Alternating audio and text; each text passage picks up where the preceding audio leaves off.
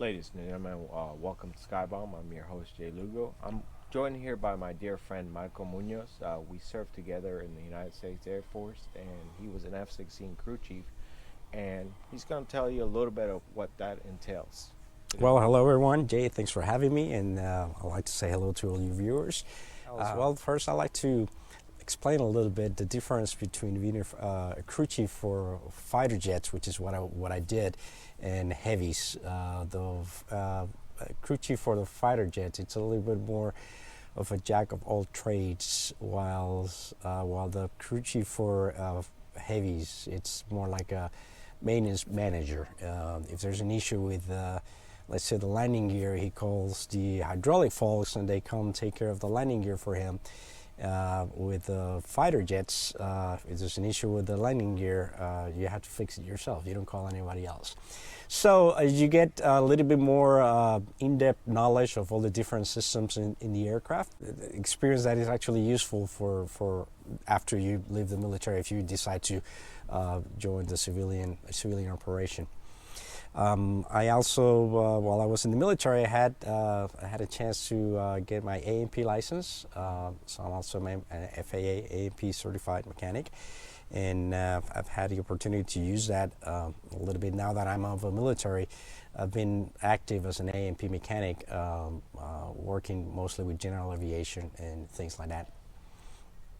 Cool. And so I heard also that while you were a crew chief, you got the opportunity to fly the F-16. Is that right? I had a chance to fly the F-16. When you're in the military, they do these things. When you win an award or something, you get a medal or something that you did. Sometimes they can arrange to put you what is called a fan flight, which is basically they put you in a two-seater, they strap you in the back, and they take you along on a training mission.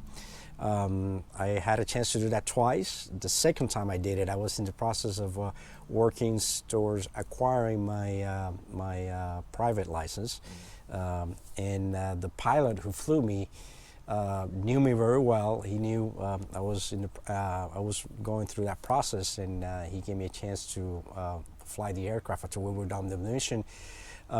He let me set the flight courses to get back, and he walked me through all the process. I did the approach, and then the very last, probably 45 seconds out or so, he took over and he landed the aircraft.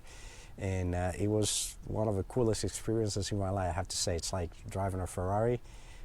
It's just how quick everything happens, and compared to when you're flying general aviation, it's a world of difference. But it's very exhilarating, very exciting experience, and it was, like I said, one of the coolest experiences of my life in the military. That's amazing.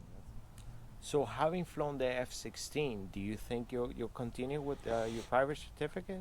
Most definitely. I think, in fact, that was one of the driving forces for me to wanting to go back and do this. Once you get, as most of your viewers know, once you get bitten by the bug of aviation, it's kind of hard to walk away from it, even if you don't do it right away, which is my case.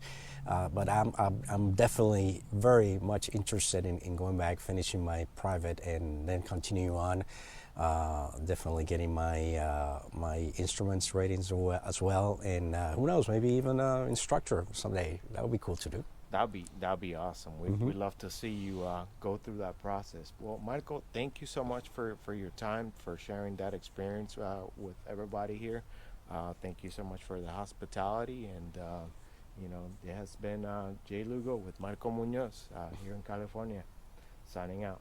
Y'all take care. Ladies and gentlemen, welcome to Skybomb. I'm your host, Jay Lugo. Ladies and gentlemen, welcome to Skybomb. I'm your host, Jay Lugo. Mira,